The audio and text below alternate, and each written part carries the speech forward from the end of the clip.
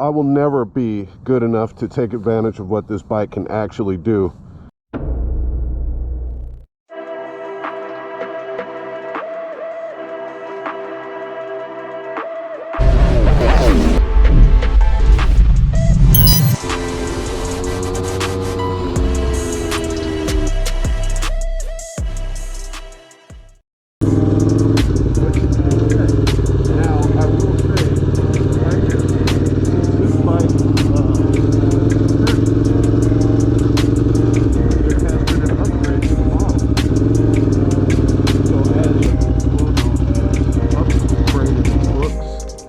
And it looks significantly different than this. Basically operates the same.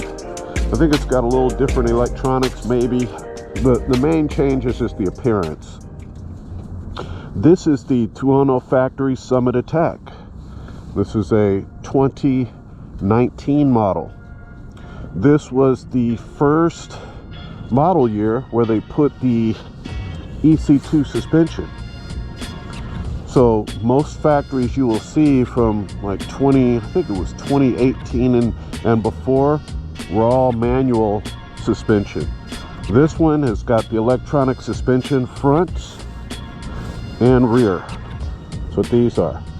I keep mine in the track setting and in the semi-active mode. So as you're riding, it's computing, it's, you know, feeling how much brakes you're using and the surface of the road and your weight and just how fast you're going, and it adjusts the suspension as you ride.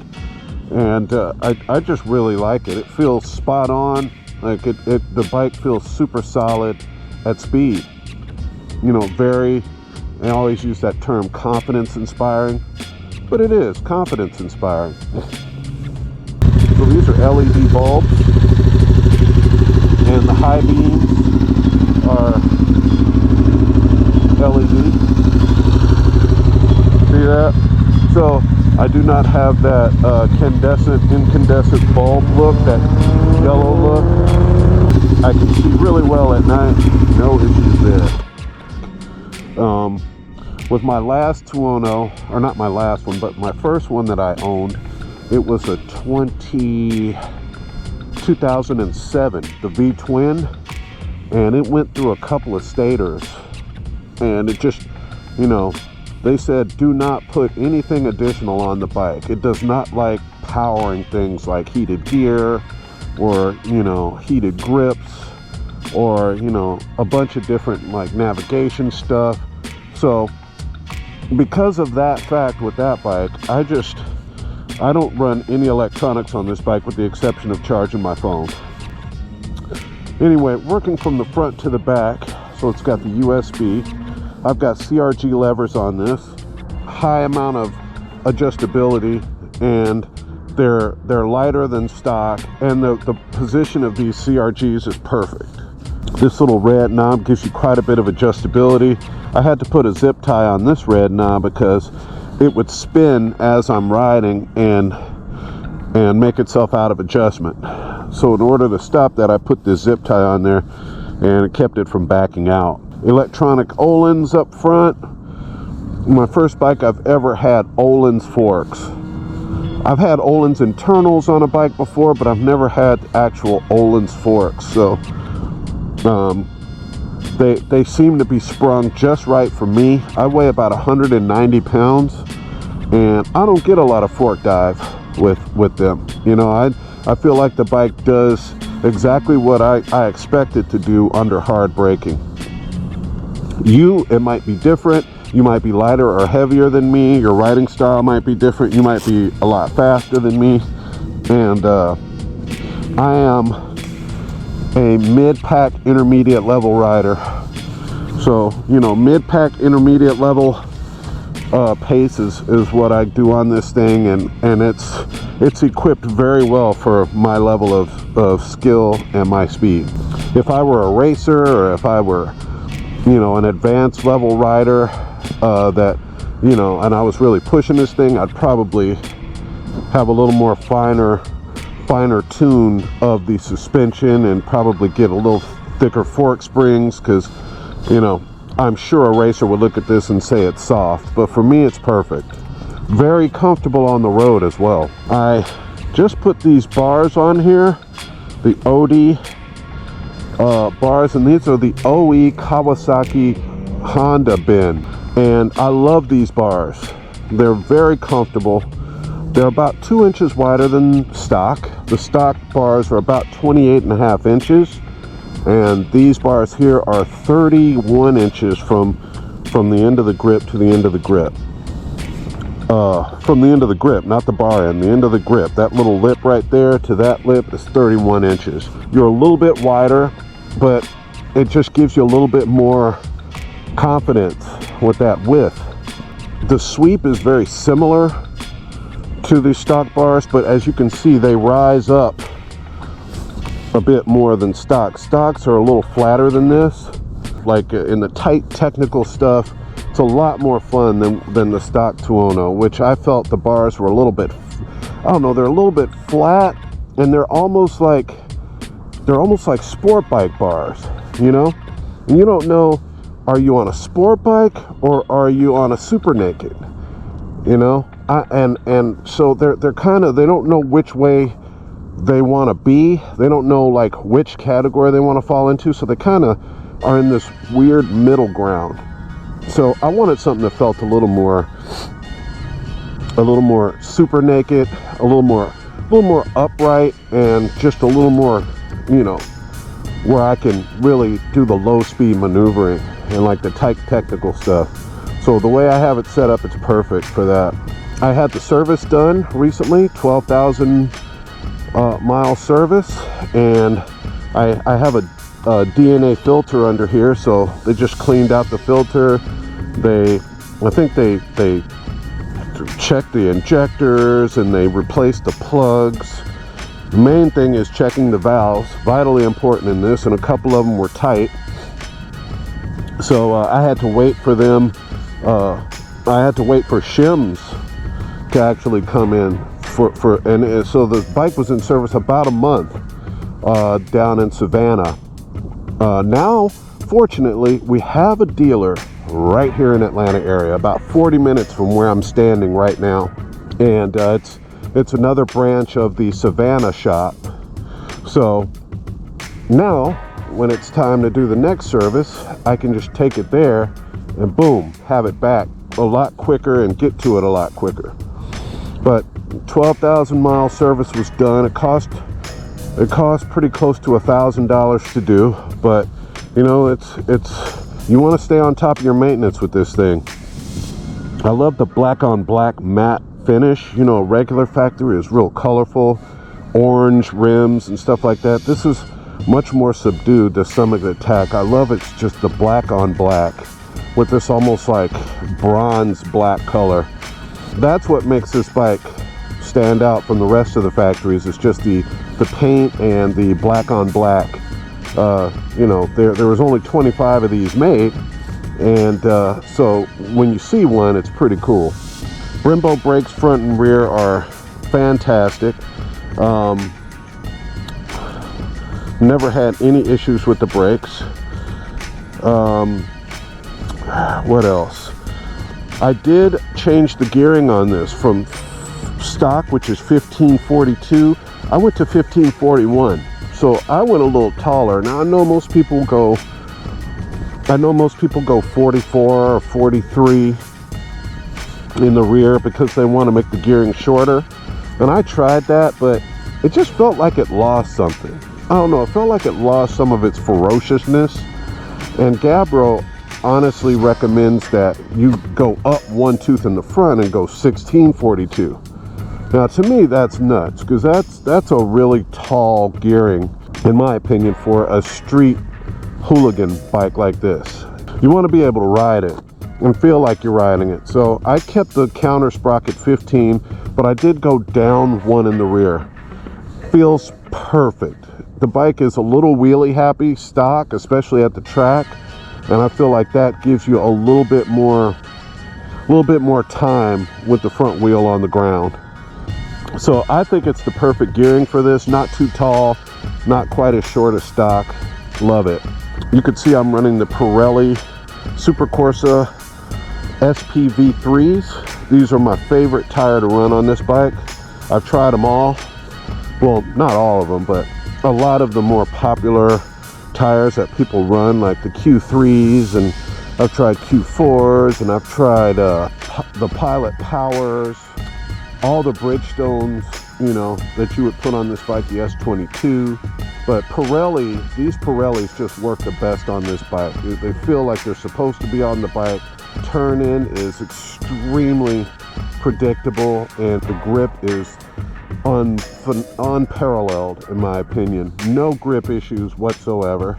The only thing is, you're only going to get about 1,500 miles out of a rear, and you'll probably get about 3,000, 3,500 out of a front. So I typically go through 2 rears to 1 front with these tires, because I mean, they're just putting down hella torque.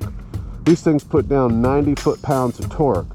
The other thing I did with this bike that is just a must is I got the Gabbro Tune, which you can see I put his sticker on here, so you know this is a Gabbro tuned bike. I got his Gabbro Tune, the up map, and when I tell you, you have to do that. If your bike is stock, or if you're running the race map on your Aprilia, you owe it to yourself to run Gabbro's Tune, is all I can say, because it just unlocks the bike. It's not like it's giving you a bunch more power. I think the difference is only like 3 or 4 horsepower. But what it's doing is it's opening up the throttle to where it works, gives you full power when you twist it. As opposed to with the race map, it's only giving you like 60% throttle when you have it wide open, because it's by computer, it's regulated down like that. So I guess, you know, so it passes emissions and it passes sound and for all the legal stuff. So they're actually, even with the race map, this bike is pretty seriously restricted. You can't tell that when you ride the bike on its own, or when you ride a stock one and then you ride one with the race map. The race map feels a lot smoother and it feels like an improvement. But when you ride it back to back with a Gabbro tuned bike, the difference is shocking at how ferocious this thing is now when it accelerates, and the smoothness of the power. The low speed handling is freaking amazing, but the acceleration and the it's like, feels like each gear stretches out a little bit more, like it's really like breathing and giving you what it has. So in my opinion, you owe it to yourself to get the Gabbro map, just so you can get the bike that was built for you to have, you know, and not the legal kind of restricted version of this bike. Because that's what the Aprilia race map version, and of course the stock version, they feel fast, they are fast, but compared to this unrestricted, unlocked Gabbro tuned bike, it's like night and day, and you can feel the difference immediately. So Gabbro Tune, best mod I probably have ever done since I've owned a Tuono, and I've owned 3. This is my 3rd one. That being said, I've got the Akrapovic exhaust here, no DB killer in there. I took that out after about 2 weeks of owning the bike, and it definitely just lets it breathe better. I don't know, they say there's no difference, but I feel like I can feel the bike's a little slower with that DB killer in it. I don't know, I just feel like I can wail on it a lot easier than with it out. It might be all in my head, but it's not that big of a difference sound wise. But I think it's a little bassier without the DB killer in it, and it just allows the bike to breathe, you know. There's really not much difference between the OEM headers on this and the Akrapovic headers.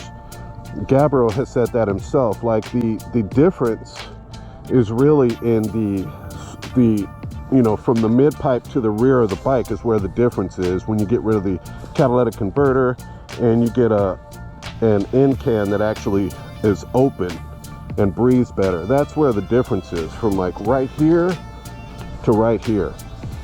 The header part is really virtually the same and really won't make any noticeable difference in the power, and that's coming from Gabbro. DNA filter, you know, Kropovic mid pipe and slip on, Gabbro tune. That's all this bike has. That's all it needs, in my opinion. There is an airbox modification that can be done. I might do that, but for right now, I just feel like I got everything I need, man. I mean, this thing is, it's ridiculously fast. I'm pretty satisfied with everything that this bike has been so far in this year. I've done probably 4 or 5 track days on it in the last year. I've been to Deals Gap, the Tail of the Dragon, 2 or 3 times in the last year, plus just my local roads up in the mountains, North Georgia mountains, and it just puts the biggest smile on my face no matter where I'm riding it. You know, guys on MT-09s and guys on 890 Dukes will say this thing's like an ocean liner, but I'm telling you, if you like a thrilling riding experience, then you get used to that. At least I do. I know how to ride a big bike. It does weigh 460 pounds, so it's not the lightest bike out there, but it carries its weight well. And like I said, with those bars set up, I'm staying with 890s all day in the tight stuff. I can go up to Deals Gap and stay with, you know, all the little bikes easily on this thing. So yeah, that's about it. I still have the stock chain. I'm about to get a new chain and probably front and rear sprockets. I just changed out the rear to see how I liked it. I liked it, so I'm probably going to do 520 conversion, 1541. It's an amazing machine. You know, I'm humbled to own it and to ride it. It's better than I'll ever be as a rider. I've been riding 40 years now, 40 plus years, and you know, this bike I will never be good enough to take advantage of what this bike can actually do. You know, Max Biaggi could get on this bike and probably, you know, come close to Moto America times at Road Atlanta on this bike, just the way it's set up now. So it's definitely not the bike. That this bike won't hold you back. It's yourself, the rider. Love it. First year has been very successful. I'm extremely happy with it. It has had no mechanical problems or issues at all, and I'm very, very happy with the bike. So my buddy Ken did switch out some of the coolant lines, the cooling system to the engine. I might do that, something like that. I don't know. The bike really doesn't need anything but a good rider. So very satisfied with this past year. Can't recommend the Aprilia Tuono highly enough. The only thing I would say, the only caveat to that is have a service qualified service person, you know, somewhere in your vicinity, because, you know, if you need this thing put on the computer or looked at, there are a lot of electronics with this thing. You don't want to be trying to wing that stuff yourself or not have a dealer. Fortunately for me, I've got one 45 minutes that way. Yeah. So anyway, Ant-Man Moto here. Thanks for hanging out. Thanks for riding along with me in this past year on this dream machine for me. I never thought I'd own one of these. A guy by the name of B Whip was the guy that really made me want one of these. When he first got his, he did some really beautiful pictures and write-ups on the Summit Attack on the AF1 forum. If you go to AF1 forum, just search Tuono Summit Attack, and you'll see what I'm talking about. And I even posted in there because I used to look at it and I used to be like, golly, I'll never, you know, there's only 25 of them. I'll never have one of these. You know, the guys that own them aren't going to ever sell them. And then this one came for sale last year. I wasn't even looking to get rid of my 1100RR, but I traded it in on this thing. So, you know, I just feel lucky to have it. You know, the story behind this is Carlin Dunn was about to win the Isle of Man in 2019 when he died just short of the finish line. He ran off the cliff there at Pikes Peak and died. And so the second place rider, and I will insert his name here, the second place rider inherited the win, and so this bike was a tribute to that winning run from that rider. And so I put the number 5 on here as a tribute to Carlin Dunn because of him, you know, this bike was created, kind of, you know, I think in not only a tribute to the win at Pikes Peak, but also in a tribute to his life. Shout out to Carlin Dunn and family. I rep the number 5 because that's his number. His mom actually sent me these number 5s. They are his, you know, graphic, kind of specialized graphic drawing of the number 5, and his mother had those printed up and would mail them out to you if you wanted to order some. And she sent me a nice little note with them. So yeah, this bike is a tribute to Carlin Dunn. I'm extremely happy with Aprilia, with this machine. They've created a masterpiece, and I'm gonna keep it as long as I can and ride it as long as I can. Thanks for hanging out, Ant-Man Moto. We'll see you soon. Let's listen to what this bad boy sounds like.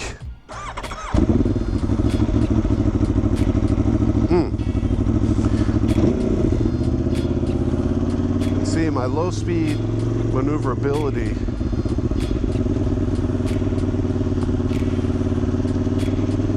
is just very easy on this bike.